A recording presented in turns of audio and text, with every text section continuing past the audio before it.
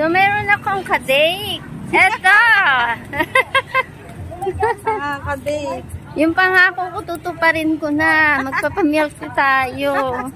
Wait lang. Sasalani, isa po sa member ko yan. Ayan, tinupad ko na po yung promise ko sa kanya na milk tea. At baka hanggang panaginip eh, talagang habuli. Sabihin niya, drawing naman sa... Drawing yung agent namin.